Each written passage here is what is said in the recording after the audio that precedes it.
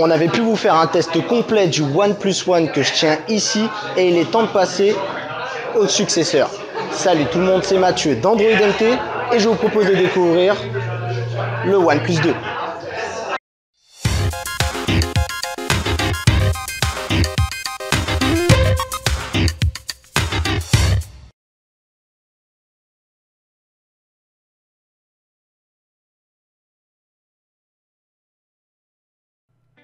Étant un utilisateur du OnePlus One, je peux vous dire que ce OnePlus 2 m'a fait forte bonne impression au niveau de son design.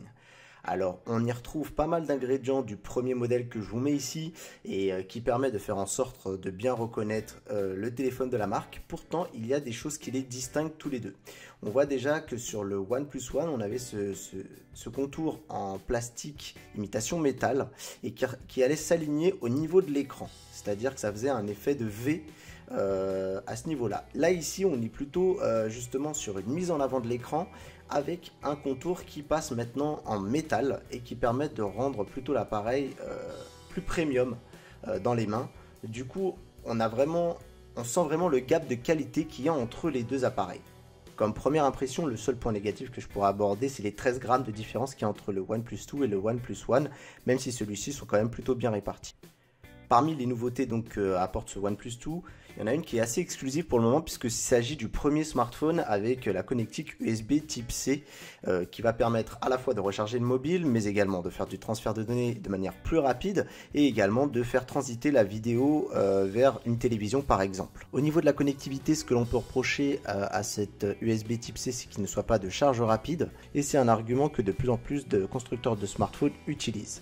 On peut reprocher également l'absence de NFC qui pourrait être un frein au paiement sans contact si tant est que celui-ci se démocratise un peu plus. En tout cas, ce qui est bien, c'est que OnePlus n'est pas en retard sur la connectique qui sera un standard dans les années futures. A l'inverse du OnePlus One, le bouton volume et le bouton d'alimentation sont situés sur la tranche de droite et sur la tranche de gauche. OnePlus a mis un nouveau bouton qui a 3 états et qui est assez intéressant puisqu'il va permettre de gérer les notifications. On en reçoit de plus en plus, on est souvent noyé et là on a le droit à 3 états. Celui de recevoir toutes les notifications, celui seulement de nos contacts et de aucune notification pour ne pas être dérangé. Attention, le bouton en bas n'en est pas vraiment un, en tout cas pas au sens physique de la chose, puisqu'il n'est pas possible d'appuyer. Il s'agit du bouton accueil qui fait également office de lecteur d'empreintes et qui fonctionne plutôt très bien. On n'avait pas de point de comparaison, mais aucune frustration ou latence pour déverrouiller l'appareil. Concernant l'écran, comme pour le OnePlus One, on a un écran 5,5 pouces en Full HD. OnePlus n'a toujours pas décidé de passer le cap de la QHD, grand bien peut-être lui fasse au niveau de son autonomie. En tout cas, on est sur un écran d'excellente qualité, c'est fabriqué par 3 grands groupes qui sont Sony, Toshiba et Hitachi. Et on est sur un écran vraiment de très très bonne qualité. On nous annonce qu'il est d'ailleurs plus lumineux que le premier OnePlus One. Alors on a comparé, on n'a pas vu ça, ça ne nous a pas sauté aux yeux. Il faudra peut-être attendre le test plus complet pour valider cette théorie. Au niveau de l'OS, on est sur un Android 5.1.1 sous OxygenOS 2.0, donc avec Cyanogen c'est terminé, le divorce a été consommé. Et là on part sur un OS qui est tout de même assez ressemblant à ce que fait Cyanogen, donc on mise avant tout sur la personnalisation.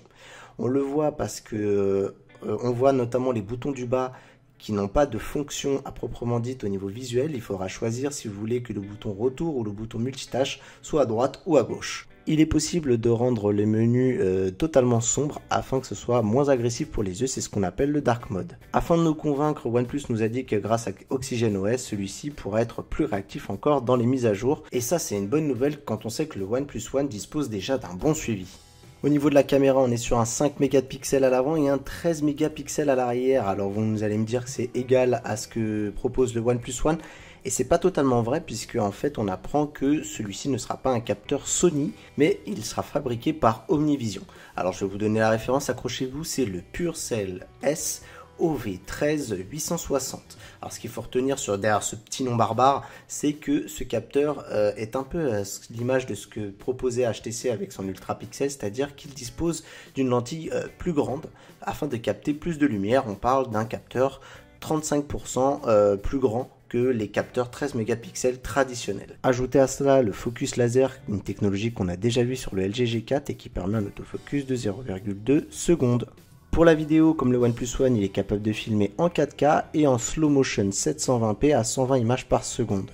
Voilà les amis, c'est tout pour cette petite prise en main rapide du OnePlus 2. On attend bientôt de l'avoir à la rédaction pour vous proposer un test complet. On vous dit à très vite sur votre site d'information android-mt.com. Merci de nous avoir suivis, n'hésitez pas à vous abonner sur notre chaîne YouTube pour ne pas manquer nos vidéos et nous retrouver sur les réseaux sociaux que ce soit Twitter, Facebook, Google+, et sur notre site android-mt.com.